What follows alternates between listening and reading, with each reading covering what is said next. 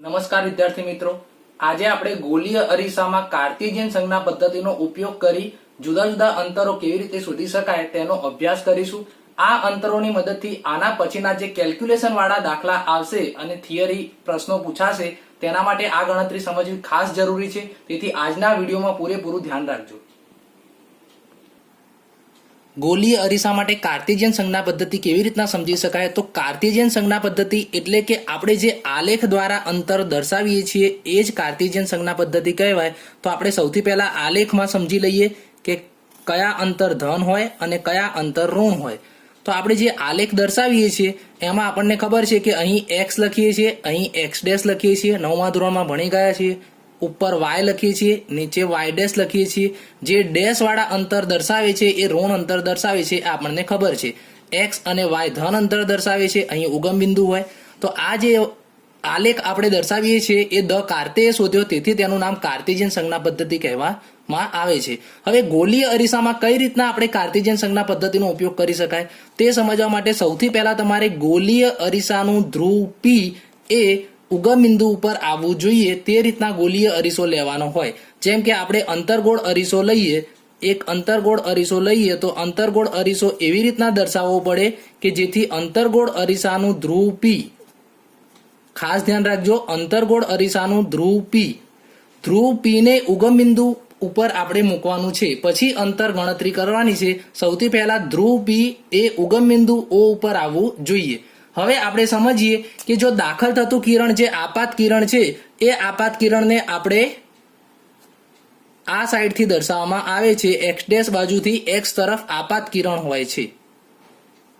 હવે તમે વિચારી શકો છો કે જો આ બાજુ ધ્રુવ p થી જમણી બાજુના જે અંતરો હશે એ બધા કેવા અંતર હશે? ધન અંતર હશે। અને ધ્રુવ p થી ડાબી બાજુના જે અંતર હશે એ ઋણ અંતર હશે। ધ્રુવ p થી જમણી બાજુના જે અંતર હશે એ ધન અંતર હશે અને ધ્રુવ p થી ડાબી બાજુના અંતર ઋણ અંતર હશે। તે જ રીતના ધ્રુવ p થી ઉપરની તરફના અંતર હશે એ ધન આવશે। ઉપરની તરફના અંતર, જેમ કે વસ્તુ ઉપરની તરફ હોય તો એ ધન દર્શાવીશું, અને જો પ્રતિબિંબ નીચેની તરફ મળતું હોય તો નીચેની તરફ કેમ ઋણ આવશે? કારણ કે નીચેની તરફ આપણે અહીં y ડેશ આવે, તેથી ઋણ અંતર આવે। વિદ્યાર્થી મિત્રો સમજી ગયા? જમણી બાજુમાં ધન અંતર, ડાબી બાજુમાં ઋણ અંતર। જો ઉપરની બાજુમાં એટલે કે વસ્તુ ઉપરની બાજુમાં જતી હોય, ઉપરનું અંતર હોય તો એ ધન અંતર, અને નીચેની તરફ અંતર હોય તો ઋણ અંતર દર્શાવવામાં આવે છે। હવે આપણે અંતર્ગોળ અને બહિર્ગોળ અરીસા માટે તેનો અભ્યાસ કરીએ તો તમને પહેલા તો આ બધા જ શબ્દો ધ્યાનથી ખબર હોવા જોઈએ કે mn અંતર્ગોળ અરીસો છે, એનું ધ્રુવ p બતાવીએ છીએ, મુખ્ય કેન્દ્ર f અને વક્રતા કેન્દ્ર c। ધ્રુવ p, મુખ્ય કેન્દ્ર f, વક્રતા કેન્દ્ર c।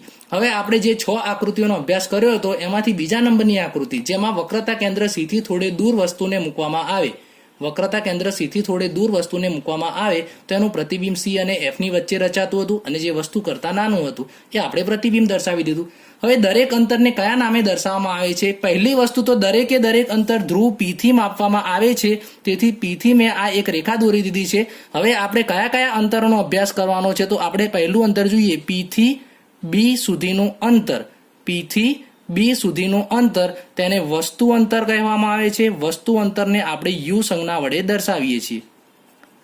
હવે p થી c સુધી, p થી વક્રતા કેન્દ્ર c સુધીનું અંતર એ આપણે અરીસાના પદોમાં સમજી ગયા છીએ કે તેને આપણે વક્રતા ત્રિજ્યા r તરીકે દર્શાવીએ છીએ। જો તમને આ સરખી રીતના આવડી ગયું તો આ પ્રશ્ન સહેલાઈથી આવડી જશે। ધ્રુવ p થી b ડેશ સુધીનું અંતર, p થી b ડેશ સુધીનું અંતર જે પ્રતિબિંબ દર્શાવે છે, એટલે પ્રતિબિંબનું અંતર દર્શાવે છે, તો પ્રતિબિંબ અંતર જેને v સંજ્ઞા વડે દર્શાવવામાં આવે છે। અને છેલ્લું અંતર p થી f સુધીનું અંતર એ પણ આપણે પદોમાં ભણી ગયા, જેને કેન્દ્ર લંબાઈ સ્મોલ f કહેવામાં આવે છે। આ ચારે ચાર વસ્તુની તમને ખબર હોવી જોઈએ। બધા જ અંતર ધ્રુવ p થી છે। p થી b સુધીનું અંતર તો વસ્તુ અંતર, p થી c સુધીનું અંતર વક્રતા ત્રિજ્યા, p થી b ડેશ સુધીનું અંતર પ્રતિબિંબ અંતર, p થી f સુધીનું અંતર તો એને આપણે કેન્દ્ર લંબાઈ f કહીએ છીએ। હવે એ ધન આવશે, ઋણ આવશે, એની આપણે 6 વસ્તુની અહીં ચર્ચા કરવાની છે।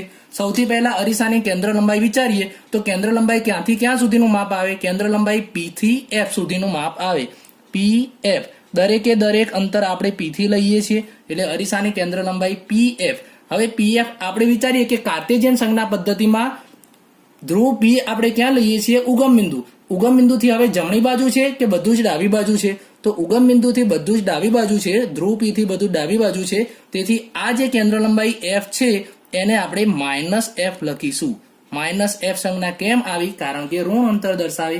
એ જ રીતના અરીસાની વક્રતા ત્રિજ્યા. તો વક્રતા ત્રિજ્યા પી થી ક્યાં સુધીનું અંતર? વક્રતા ત્રિજ્યા પી થી સી સુધીનું અંતર. તો પીસી બરાબર એ પણ માઇનસ આર લખીશું કારણ કે ડાબી બાજુમાં આવે છે. વસ્તુ અંતર એ પણ પી થી માપીશું. ધ્રુવ પી થી વસ્તુ સુધીનું અંતર પી બી એને આપણે યુ વડે દર્શાવીએ છીએ તો એ પણ માઇનસ યુ આવશે. પ્રતિબિંબ અંતર પી થી બી ડેશ સુધીનું અંતર. દેખો આપણે આકૃતિમાં આ અક્ષ ઉપર પી થી બી ડેશ સુધીનું અંતર તો એ પણ આપણે માઇનસ વી વડે દર્શાવીશું. હવે વસ્તુની ઊંચાઈ તમે આકૃતિમાં જુઓ કે વસ્તુની ઊંચાઈ એ બી એ ધ્રુવ પી થી કઈ બાજુ છે? ઉપરની બાજુ કે નીચેની બાજુ? તો ધ્રુવ પી થી ઉપરની બાજુ છે. ઉપરની બાજુ આપણે વાય અક્ષ પર ધન અંતર આવે એટલે વસ્તુની ઊંચાઈ એ બી એને આપણે ધારો કે એચ હાઈટને એચ સંજ્ઞા વડે દર્શાવીએ તો એ એચ પ્લસ આવશે કે માઇનસ? તો ઉપરની બાજુ છે તેથી તે પ્લસ આવશે. પ્રતિબિંબની ઊંચાઈને એચ ડેશ વડે દર્શાવીએ. પ્રતિબિંબની ઊંચાઈ એ ડેશ બી ડેશ છે. એ એ ડેશ બી ડેશ ને આપણે એચ ડેશ વડે દર્શાવીએ તો પ્રતિબિંબ નીચેની તરફ જાય છે. નીચેની તરફ એટલે કે વાય ડેશ તરફ જાય છે. વાય ડેશ તરફ જાય છે એટલે એ માઇનસ આવશે. હવે આપણે બહિર્ગોળ અરીસાનો અભ્યાસ કરીએ. બહિર્ગોળ અરીસા માટે આપણે ધ્રુવ પી થી ગમે ત્યાં વસ્તુ મૂકીએ છીએ તો એનું પ્રતિબિંબ અરીસાની પાછળની બાજુ પી અને એફ ની વચ્ચે રચાતું હતું, જે આપણે ગયા લેક્ચરમાં જોઈ લીધું છે. પી અને એફ ની વચ્ચે રચાતું હતું. તો આમાં તમે વિચારી શકો છો કે કેન્દ્ર લંબાઈ પી થી એફ સુધીનું સંજ્ઞા તો પી એફ જ લખીશું, પણ એ પી એફ કઈ બાજુ આવે છે? તો એ પી એફ જમણી બાજુ આવે છે. તેથી કેન્દ્ર લંબાઈ પ્લસ એફ આવશે. એની સંજ્ઞા તો એફ જ, પણ આગળ અત્યારે આપણે શું શીખીએ છીએ કે ઋણ નિશાની આવશે કે ધન નિશાની આવશે. વક્રતા ત્રિજ્યા તો પી થી સી સુધીનું અંતર.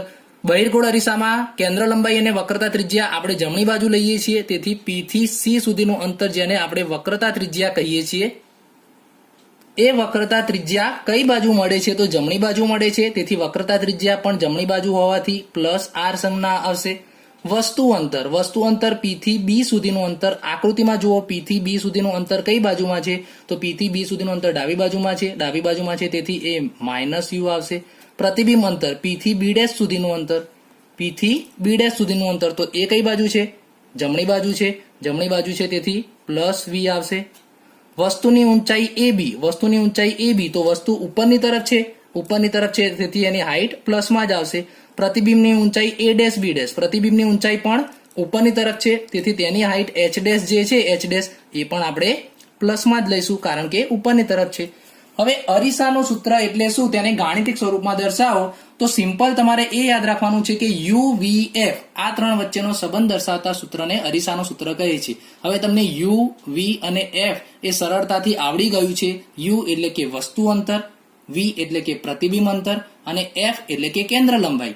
યુ વી અને એફ તે ત્રણ વચ્ચેનો સંબંધ દર્શાવતા સૂત્રને અરીસાનું સૂત્ર કહે છે. સિમ્પલ વસ્તુ છે. વસ્તુ અંતર, પ્રતિબિંબ અંતર અને અરીસાની કેન્દ્ર લંબાઈ એફ વચ્ચેનો સંબંધ દર્શાવતા સૂત્રને અરીસાનું સૂત્ર કહે છે. અરીસાનું સૂત્ર ગાણિતિક સ્વરૂપે નીચે મુજબ લખી શકાય: 1/u + 1/v = 1/f.